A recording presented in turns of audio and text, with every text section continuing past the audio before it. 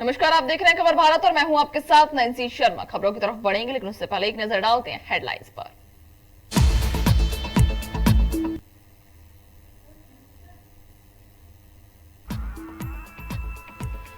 दिल्ली में अनलॉक की तैयारी, बंद कैंपस में कंस्ट्रक्शन और मैन्युफैक्चरिंग की मंजूरी। 7 जून तक जारी रहेगी लॉकडाउन की पाबंदियां। केरल हाईकोर्ट ने रद्द किया 6 साल पुराना फैसला। मुस्लिमों को 80% स्कॉलरशिप देने को असंवैधानिक बताया। मुस्लिम नाराज ईसाइयों ने किया फैसले का स्वागत।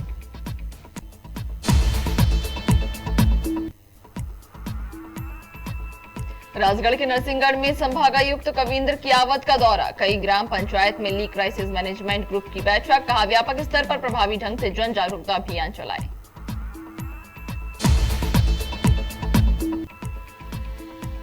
और सागर के केसली में पानी के लिए तरस रहे ग्रामीण। पानी को लेकर महिलाओं ने पंचायत भवन पर किया हंगामा। महिलाओं ने सरपंच और सचिव पर लगाया लापरवाही का आरोप। और अब खबर विस्तार से। दिल्ली में कोरोना के मामले लगातार कम हो रहे हैं, इसलिए सरकार पाबंदियों में छूट देने को लेकर अभी एहतियात बरत रही है। इसी के मद्देनजर यहां पाबंदियों को अब 7 जून तक के लिए बढ़ा दिया गया है। हालांकि 31 मई से दिल्ली में अनलॉक की प्रक्रिया भी शुरू कर दी जाएगी। वहीं दिल्ली सरकार के आदेश के मुताबिक अनलॉक की प्रक्रिया के तहत इंडस्ट्रियल एरिया में 4 दीवारी या परिसर में मैन्युफैक्चरिंग और प्रोडक्शन यूनिट को चलाने की इजाजत दी गई है। साथ ही वर्क साइट्स के अंदर कंस्ट्रक्शन एक्टिविटी की जा सकेगी।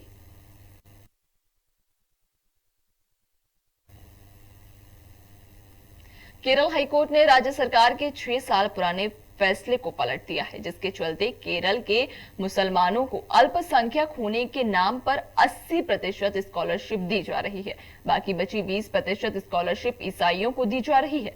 वहीं कोर्ट के इस फैसले के बाद अब सरकार के सामने मुश्किलें खड़ी हो गई। कोर्ट के इस फैसले से मुसलमानों में भारी नाराजगी है। वहीं ईसाइयों ने इस फैसले का स्वागत किया है।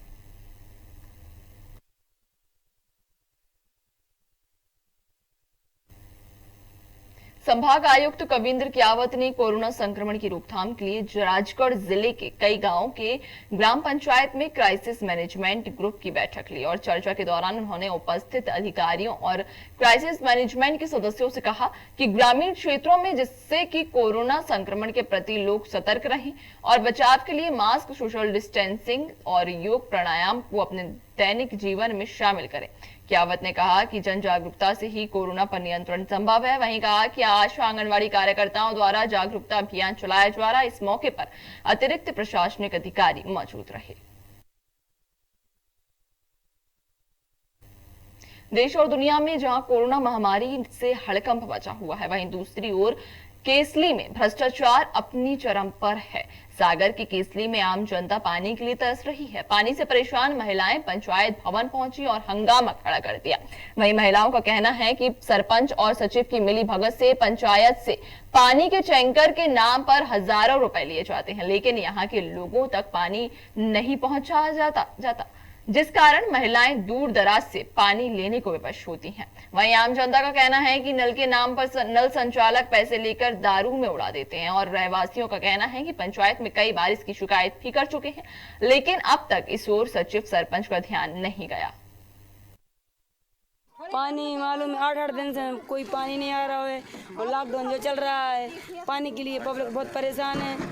और जो पानी नल चलाते हैं वो उन्हें पैसे दे दो ड्रिंक के लिए, तो वो नल खोलते हैं। नल खोलते नहीं, वो भी कितना खोलते हैं, एक कुप्पा मिलेगा। इतनी पब्लिक का एक कुप्पा में मालूम है गुजारा कर लेगी। पानी की दिक्कत है, पानी की पाइप लाइन डरवाना है। टैंकर में करा इतना कुछ नहीं आवे। पंचायत वाली तो बोला था कि टैंकर पहुंचा रहे हैं अब ये तो है सब आदमी से पूछ ले, तो कुछ नहीं आवे। हम लोगों जो समस्या है कि हम लोगों यहाँ पानी नहीं है, रोड नहीं है। कई बार आपने रोड भी ना बुलाए, कई बार बाढ़ भी करवा दी तुमने, मेंदना भी करवा दी, हम लोगों को कोई व्यवस्था नहीं है। 8-8 दिन में 10-10 दिन में आप नल भी दे रहे हैं। ये कुप्पा पानी मिल पाओ आपके नल चले गए, पानी के टैंकर नहीं आ रहा, कुछ नहीं, कोई व्यवस्था नहीं है। ग्वालियर में नगर निगम के आउटसोर्स कर्मचारी कल्याण सिंह ने बाल भवन की रेलिंग से लटककर फांसी लगाकर खुदकुशी कर ली। बताया जा रहा है कि वह बाल भवन में चौकीदारी का काम करता था, लेकिन उसे एक कंपनी ने बिना कारण नौकरी से निकाल दिया, जिसके चलते वह काफी परेशान था और नौकरी से निकाले जाने के बाद भी रोजाना ड्यूटी करने रात के वक्त बाल भवन जाया करता था। उसे उम्मीद थी कि कंपनी वापस नौकरी पर रख लेगी, लेकिन जब कंपनी रखने से इनकार कर दिया तो वह परेशान हो गया और रात के वक्त उसने खुदकुशी कर ली। फिलहाल पुलिस मामले की जांच में जुटी हुई है। पुलिस का कहना है कि जांच के बाद आगे की कार्रवाई की जाएगी। देखिए, मेरे पिताजी से बड़े पिताजी हैं, उनका कोई मैटर है इनका, उनके चक्कर में मैं उसके FIR दर्ज कराऊँ। क्या हुआ, क्या था पूरा रट्टा हुआ वो कुछ उन्होंने जे भैया वही ने वहाँ काम में। तो ये फांसी कहाँ लगाई थी इन्होंने? यहाँ लगाई है बाल भवन पे। तो क्या लग रहा है आपको? हमको तो उन पे शक लग रहा है कि हो सकता है कुछ सर उनके बड़े भाई कहाँ रहते हैं? गंगा सिंह गांव में रहते हैं, आरौली में। इसकी जानकारी यहाँ पर जो नाइट का चौकीदार था उमेश, उसके द्वारा वो जानकारी मैडम को दी गई थी। मैडम ने मुझे मैसेज किया, मैंने अपने वरिष्ठ अधिकारी को सूचित किया। हमारे एडिशनल कमिश्नर मुकुल गुप्ता जी को सूचित करने के बाद मैं यहाँ आ गया हूँ और तब से मैं यहीं हूँ। पुलिस अपनी कार्रवाई कर रही है। आपके वरिष्ठ अधिकारियों को भी इसकी सूचना दी गई? हाँ, मैंने अपने एडिशनल कमिश्नर मुकुल गुप्ता जी को सूचना दे दी थी और उनके द्वारा जो है। हाँ, बाल भवन में कल्याण सिंह मावई करके हैं, यहाँ चौकीदारी करते हैं। उन्होंने फांसी लगा ली है।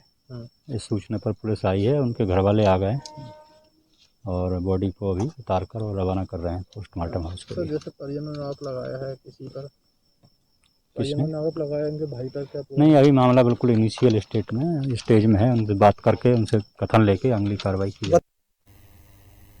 शिवपुरी जिले के प्राथमिक स्वास्थ्य केंद्र दिनारा में एक बार फिर मानवता को शर्मसार कर देने वाला मामला सामने आया है, जहां एक नर्स द्वारा गर्भवती महिला के साथ मारपीट की गई। बताया जा रहा है कि महिला गर्भवती थी और उसे डिलीवरी के लिए प्राथमिक स्वास्थ्य केंद्र दिनारा में भर्ती कराया गया था, लेकिन महिला को 1.5 घंटे तक किसी ने देखा तक नहीं और नर्स को 3000 की रिश्वत देने के बाद महिला को दर्द का इंजेक्शन लगाया गया, जिसके बाद महिला के चिल्लाने पर नर्स द्वारा उसी के साथ मारपीट की गई। हमने अपनी बाइक के लिए पहले भर्ती किया 4 बजे सुबह। भर्ती करने के बाद 1-1.5 घंटे बाद कोई देख रेख नहीं की। जब हमने 3000 रुपये दिया रिश्वत के, उसके बाद में किसको दिया आपने? जयंती यादव को, जो सिस्टम है वो कपड़े पहनते हैं।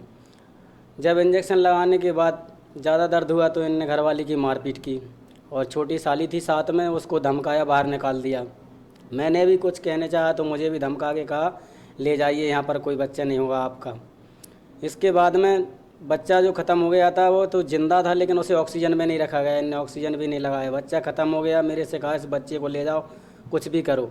मैं बच्चे को दफनाने चला गया, जब तक तो डेड बॉडी हो ही गई थी और मेरे आने से पहले इनने बॉडी को गाड़ी में रखकर रिवर्स कर दिया। और मेरे अपने स्टाफ के द्वारा बताया गया था, उसमें यह बताया था कि एक महिला आई थी, उनका पति उनके साथ में नहीं था, कोई भी व्यक्ति नहीं था, उनके साथ एक पड़ोस की महिला थी।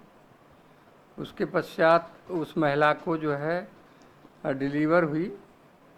डिलीवर स्टिल बर्थ थी, यानी शिशु अंदर ही मृत हो चुका था। थोड़ी देर बाद वो महिला के पति उपस्थित हुए थे और उन्होंने कुछ कागज़ ले जाने कह करके कि मैं कागज़ लेकर आता हूँ, कागज़ लेने चले गए।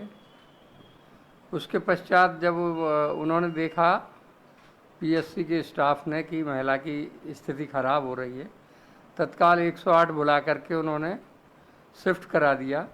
उस संभवतः दतिया हॉस्पिटल में जाके उसकी डेथ हुई है। मैं तत्काल इसकी जांच कराकर 48 घंटे के अंदर जो दोषी होंगे उसको सज़ा दी जाएगी, उस पर कार्रवाई होगी। फिलहाल के इस बुलेटिन में इतना ही। ताज़ा तरीन खबरें जानने के लिए देखते रहिए खबर भारत। नमस्कार।